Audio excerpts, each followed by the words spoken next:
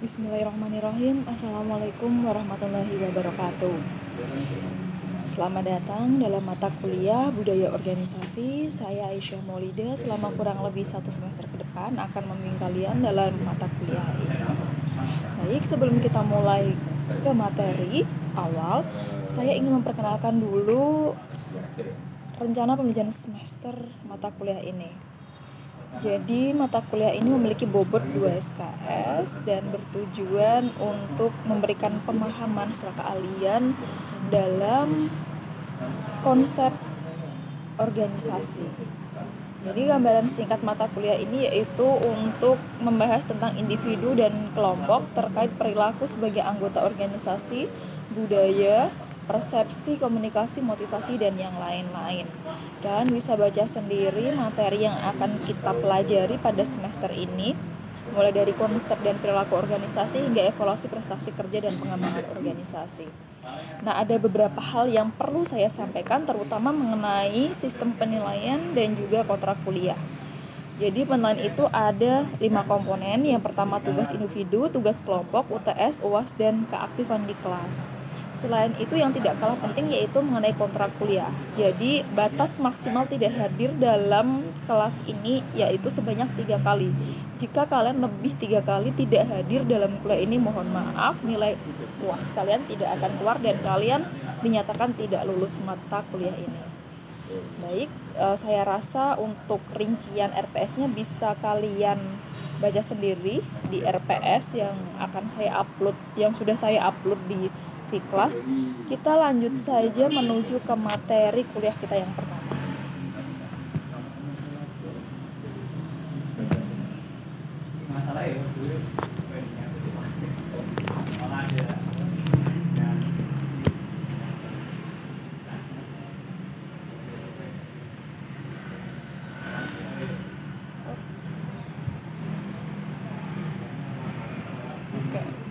Jadi apa itu budaya organisasi?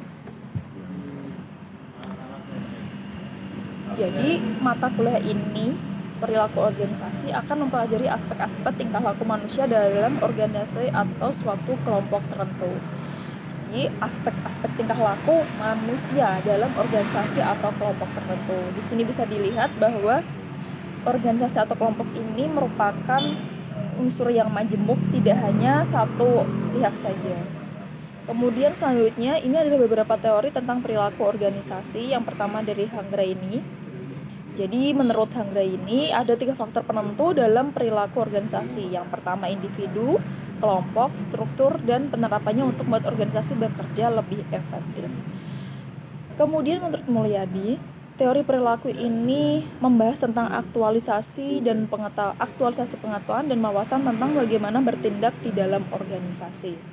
Jadi ini tentang pengetahuan dan wawasan bagaimana orang-orang yang berada di dalam organisasi tersebut bertindak atau berperilaku untuk mewujudkan tujuan dari organisasi yang mereka masuki.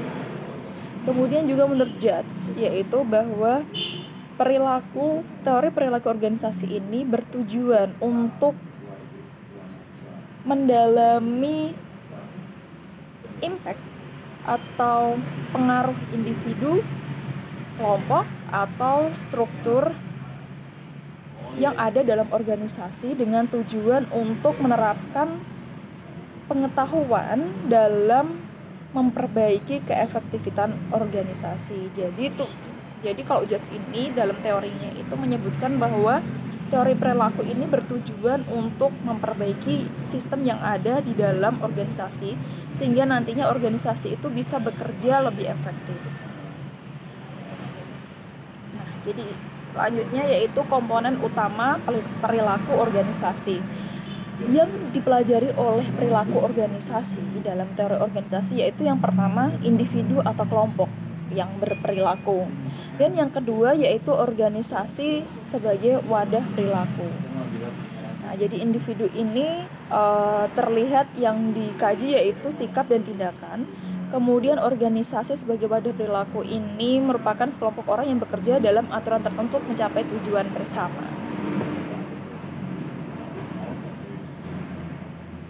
Nah, selanjutnya yaitu definisi tentang budaya organisasi. Ada beberapa, bahkan ada banyak definisi tentang budaya organisasi, tapi saya mengambil hanya beberapa saja. Yang pertama yaitu dari Hesketh dan Kotter. Beliau berdua mengatakan bahwa budaya organisasi mempunyai dampak yang kuat dan semakin besar dampaknya pada prestasi kerja organisasi. Jadi menurut mereka, budaya organisasi ini memiliki pengaruh yang besar terhadap prestasi kerja dalam organisasi tersebut. Jadi budaya organisasi ini memiliki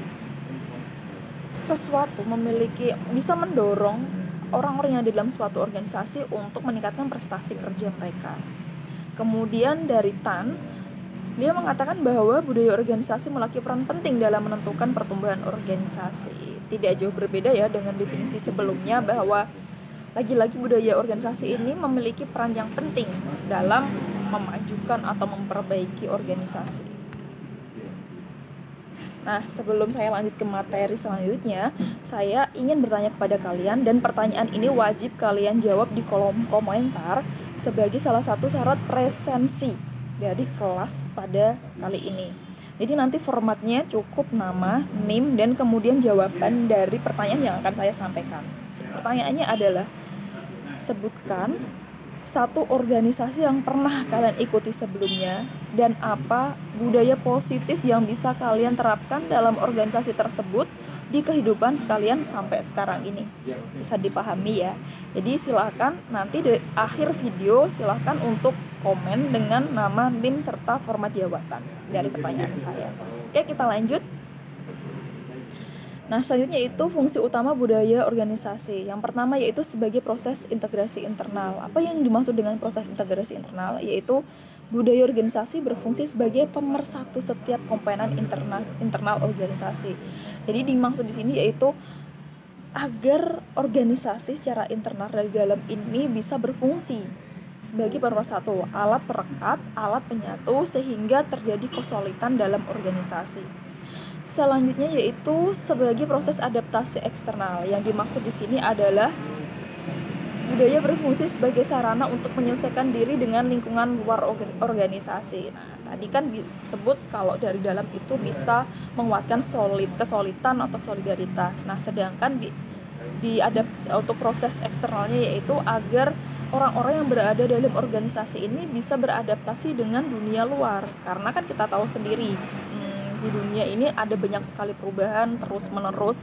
Nah, maka dari itu budaya organisasi berfungsi agar organisasi bisa lebih fleksibel dalam menghadapi perubahan atau lingkungan yang ada di luar organisasi. Selanjutnya yaitu faktor yang memengaruhi perilaku organisasi. Yang pertama yaitu peningkatan kepuasan kerja, pengurangan kealpaan. Maksudnya pengurangan kealpaan ini seperti izin, kemudian juga cuti kerja. Nah, ini sangat berpengaruh. Jadi budaya organisasi ini intinya lebih membuat para anggota organisasi lebih rajin berangkat kerja. Itu kalau dalam dunia kerja ya. Atau mungkin kalau dalam organisasi non-profit itu mereka lebih banyak berkontribusi terhadap organisasinya. Kemudian yang ketiga yaitu penurunan turnover. Turnover di sini maksudnya yaitu pengunduran diri ya, atau resignation. Jadi ketika suatu organisasi memiliki budaya kerja yang bagus, tadi sudah disebut orangnya solid, loyal kepada organisasi, maka mereka kemungkinan potensi untuk resignnya itu atau mengundurkan dirinya itu lebih kecil. Nah, kemudian ini yang tidak kalah penting, bahwa budaya pengaruh perilaku organisasi ini juga berakibat atau bisa mendorong peningkatan produktivitas. Jadi seperti ini misalnya, suatu kantor memiliki budaya on time atau disiplin yang ketat. Nah, ini kan juga sangat berpengaruh terhadap produktivitas kinerja di dalam kantor tersebut. Ini salah satu contohnya. Kemudian lagi kebiasaan untuk bekerja secara efektif dan efisien tentunya akan memberikan dampak pada peningkatan produktivitas. Selanjutnya, faktor yang mempengaruhi budaya menurut Kusumawardhani, yang pertama yaitu struktur sosial. Struktur sosial yang di sini yang dimaksud yaitu peran individu dalam masyarakat, kemudian stratifikasi sosial dan mobilitas sosial. Selanjutnya yaitu komunikasi. Komunikasi dimaksudnya yaitu komunikasi nonverbal seperti pemberian hadiah dan keramahtaman. Kemudian juga gaya bahasa, gaya bahasa tubuh itu juga bisa mempengaruhi faktor budaya. Kemudian juga bahasa. Bahasa ini menata cara masyarakat berpikir tentang dunia, memberi petunjuk tentang nilai budaya dan membantu penguatan nilai-nilai dalam organisasi tersebut. Yang terakhir yaitu maaf ya ini agak kurang jelas, yaitu nilai dan sikap. Nilai dan sikap adalah prinsip yang diterima anggota, sedangkan sikap adalah tindakan, perasaan, dan pemikiran yang dihasilkan oleh nilai-nilai. Jadi nilai dan sikap ini sangat saling berkaitan. Yang pertama, nilai ini adalah prinsip yang dapat diterima oleh masyarakat. Kemudian dari nilai yang tersebut lahirlah sikap. Sikap bagaimana sikap ini menghadapi nilai-nilai yang dihasilkan dari suatu budaya organisasi. Nah, ini ada penelitian yang cukup menarik dari Harvard Business School tentang budaya korporat, yaitu budaya korporat atau budaya organisasi ini memiliki dampak yang signifikan terhadap prestasi kerja ekonomi perusahaan dalam jangka panjang. Mungkin merupakan faktor yang lebih penting dalam menentukan sukses atau gagalnya organisasi di masa mendatang. Tidak jarang penghambat prestasi keuangan dalam jangka panjang, bahkan jika organisasi memiliki SDM yang baik. Meski sudah diubah, budaya korporat dapat dibuat untuk meningkatkan prestasi.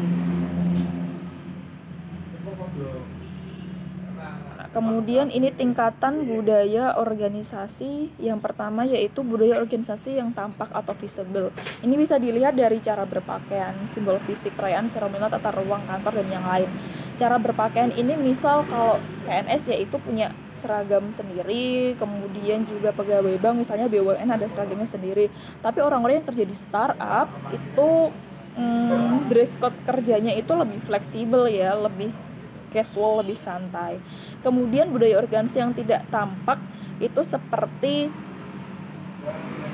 nilai-nilai kerja, seperti disiplin dan makna prestasi. Ini kan sesuatu yang tidak tampak, tapi bisa dilihat dampaknya terhadap penguatan produktivitas organisasi.